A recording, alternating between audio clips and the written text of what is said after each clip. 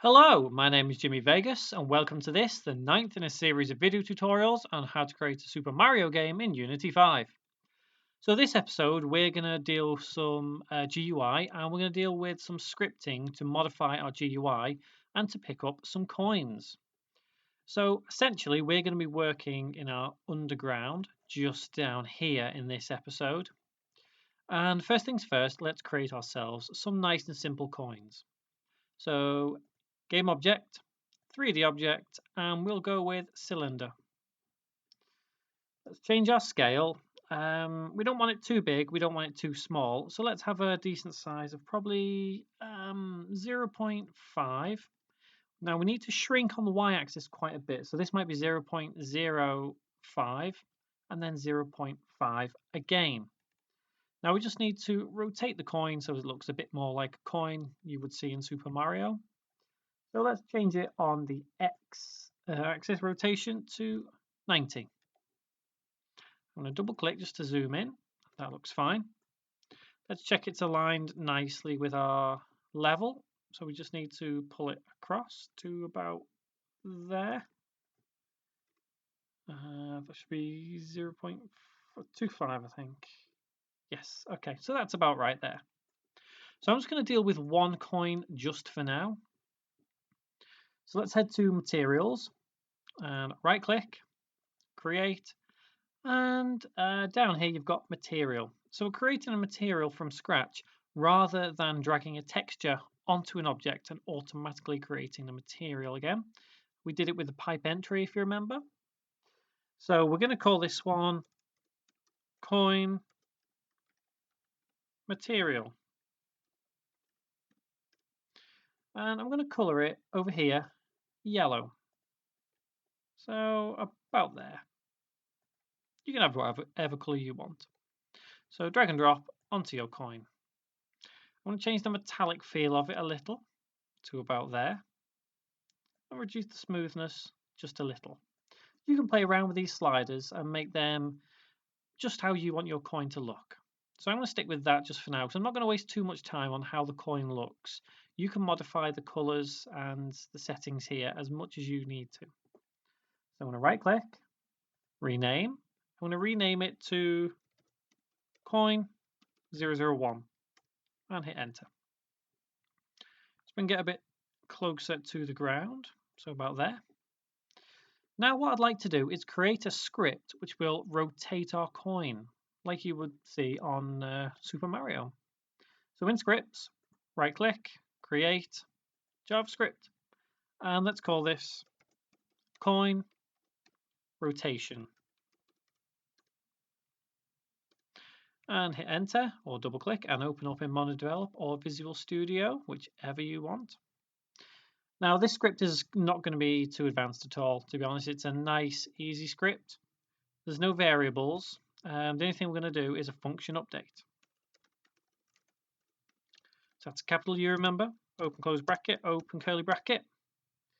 Now the line of code we're going to use is just to rotate whatever object this script will be attached to on the y-axis. So we're going to do transform dot rotate, and that's a capital R on rotate. I'm just going to tab this across just to keep it uniform, neat and tidy. So yes, make sure that is a capital R on rotate, and then open bracket and 0. Now this number here determines how quickly your coin will spin. So the lower your number, the slower the coin will spin. The higher the number, the quicker the coin will spin. So I'm going to put it as 2 for now. 0. And then finally, you need to put space dot world, close bracket, semicolon, and then close curly bracket to end the function. Now the reason we put space dot world in there is so as it's got the information relative to our world. So it reads this and checks, in a way, checks our world just to make sure it is rotating correctly. Having space.world in there is vital when you're using transform.rotate. So I'm going to save that script now. I'm going to head back to Unity, and it's just thinking about the script down here just for a second. and that's fine, no problems. So now drag and drop coin rotation onto coin 001. And there is the script down the bottom. So now when we press play and we play our level over to the pipe, go down our pipe, you'll see the coin spinning just there. So now what I'd like to do is make it so as we can collect this coin. So to do that, we're going to need to write some more scripts. First one we'll need to do is a global script, which will keep track of our score, the amount of coins we've got. This is where we'll also be dealing with GUI. So the first thing we're going to do is start with our GUI. So game object, UI, and text.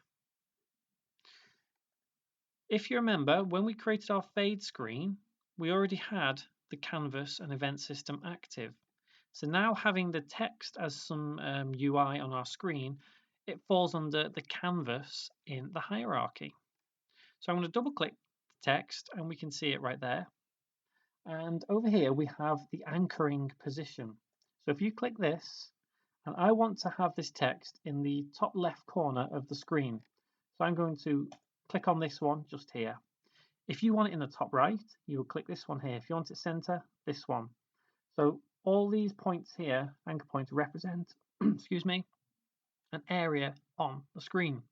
So if you want it on the bottom, you'd use these, middle, these, top, these ones just here. So once you've set your anchor point, if you zero out the position on the X and Y, and now you just need to move it into the position you want to see it. So I'm just going to move it across and down. I'm going to press play just to make sure it is in the position I would like. Yeah, that's fine. So you can have it whatever color you want. For now, I'm going to, let me see, what color should I have? I might have it just as black, just for now. Just kind of make it as bold as possible. I'm going to keep the font as Arial. Font style, I'm going to have as bold. I'm going to have the font size as 22, just so as it's fairly big so we can see on the screen what's going on. I'm not going to mess around with any of these here. Width, let's make that a little bit longer. So let's make that 170. So it just determines how much space we've got here to write our text. So instead of new text, I'm going to put this as coins and 0 for now. What we'll be doing is modifying this particular number when we collect a coin. So now we've set up our GUI, or rather the text we've got, we need to create a script which will constantly monitor the amount of coins we've got and update this accordingly. So in your scripts folder, right click, create, JavaScript, and let's call this something simple, global coins. And let's edit this in MonoDevelop or Visual Studio. Now, firstly, we need to set two variables. Both these variables are kind of vital to this, and we may do a third variable depending on where the script goes. The first variable needs to be the text we've created. So this, it needs to be as a game object. So var coin display colon, and that will be game object semicolon. Next variable we need to do slightly differently. We need to use a static variable. So static var, and we can just do this as coin count, and that will be of type integer, int. So the reason we put static before the var is because we want this particular variable to be able to be referenced within other scripts. So when we put a script on our coin to say we've picked it up, we want to say add to the value of coin count in a completely different script. Having the word static there means that we can access it from any other script. So what we need to do is we need a function, update, open close bracket, open curly bracket, and we need to constantly update the coin display text. So to do that, we need to type coin display dot get component dot open spiky bracket text close spiky bracket open close bracket dot text is equal to, and then quote, coins, and then you quote again. So you don't need to put your number there just yet, because you can put coin count and then semicolon and then close the function and save. So now head back into Unity. Okay, so we have to import. I'll quickly explain this here. If you go into the console, you may get an error saying the name text does not denote a valid type, not found. Did you be in Unity UI.text? If you get that error, you may need to put this line of code at the very top of your script. You just need to put import Unity engine.ui semicolon and save. So all that's doing is importing the things it needs to display this. So if we head back to Unity, let script think, and that error should disappear. So at this point, I think we probably should have this anyway. So when I put this script on the website, it will have this in, just in case.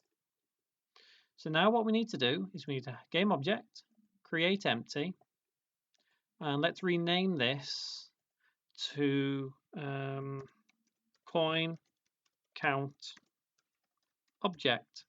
So this particular object will store the global coins script. You can see it just there. Coin display is going to be this text. So let's right click, rename, and let's just simply call this coin display. So we need to drag and drop coin display here on the game object. Now when we press play, we should be able to see that we still have coins 0. Now just to prove that this is working, if we click on coin display, and let's just change this to random old text. So logically, if we didn't have this coin count object script there, this would still display the random text. But because it's there, because it's constantly monitoring our coins, it still says coins 0. So the next thing we need to do is we need to write a script for the coin itself. So we need to put a script on here which enables us to collect this coin. So the final script of this tutorial, right click, create, JavaScript. Let's call this coin pickup. Now this is going to be the biggest script of this tutorial.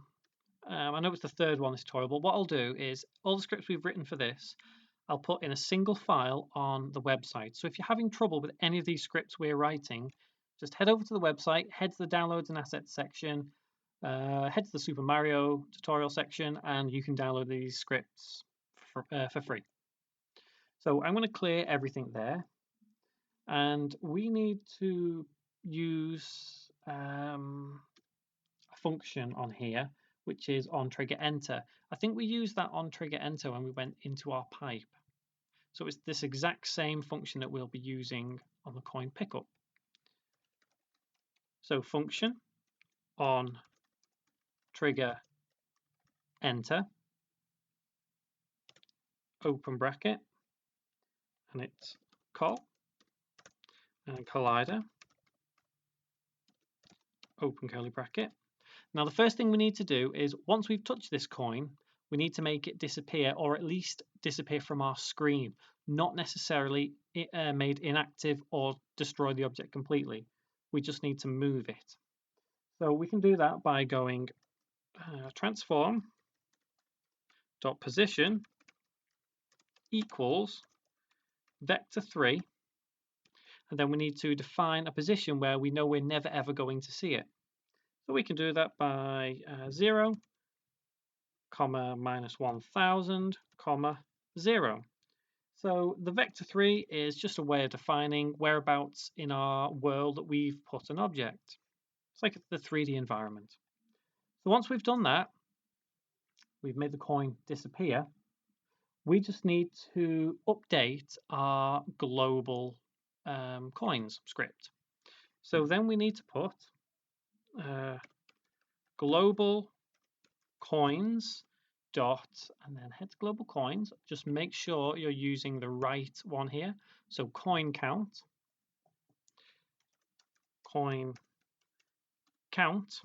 and then you need to put plus equals 1, semicolon, and close the curly bracket and save. Now, this does seem relatively simple at the moment, but this particular script will grow probably in the next tutorial, because we'll carry on a little bit more with our coins next tutorial, as well as developing this underworld further and going into our pipe to get back up to the upper world. So this coin pickup, just put it on your coin 001. So now you should have 2 scripts on here. One is coin rotation, one is coin pickup. So I'm going to save my scene, and hopefully when I press play and go over to my pipe, go down. Now when we pick up our coin, it should disappear and our coin count should go up. Not quite, I know why. I've forgotten one absolutely important step. That's tick is trigger right here. So make sure you're on your coin 001 and tick is trigger. Save again and let's play. And now hopefully we won't make a silly mistake. Down we go, and we should be able to pick up our coin. There we go. So we've collected our coin and it's increased in value.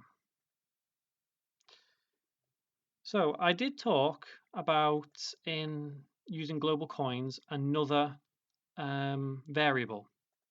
If we go to our coin count object, we can't actually see here in Unity the value of our coin count. To get around that, so as we can visually see in the inspector pane, we can simply create another variable, var, and we'll call it internal coin, and that will be an integer.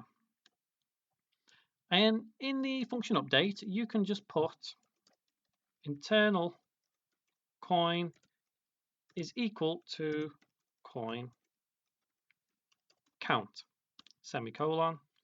Let me just tab that across and save. So now when the script loads into Unity correctly, you'll see the extra variable appear just here at the bottom. There we go. So internal coin is equal to 0. So whatever this number is here, it's guaranteed that the static variable will be the exact same number. So what I'm going to do finally is just create some duplicates of our coin, just so we can see the count going up. So it's just the usual Control D to duplicate. And let's do one there. Oops. And one there too. Okay, so we've got 6 coins there. I'm not going to rename them just yet. So hopefully when we press play now, we can collect all our coins and we should be able to see the counter change. Before we do, let me go on coin count object. So you can see just here, you'll see internal coin change as we pick up the coins. Right, let me restart that. Messed around a bit too much there. So onto the pipe. Down we go. And we'll pick up our coins. And you can see our coins changing. We've got 2. We've picked up 2. Internal coins also changing. And there we go. So we picked up all the coins in there. So next episode, we'll add in a dinging noise that you would typically hear within Super Mario when you pick up your coins. And we'll build all this area up. We'll put all our coins in, and we'll build a pipe and make a script to go back up to the upper world. So yeah, that's all it really takes to get your coins going.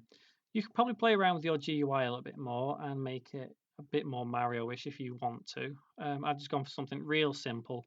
Using black makes it a bit easier to see at the moment. I think if we put it as white, it may be a bit difficult to see, especially with the blue background. But it's not too bad. We can see that quite well actually. Yeah, so we'll keep it as white rather than black.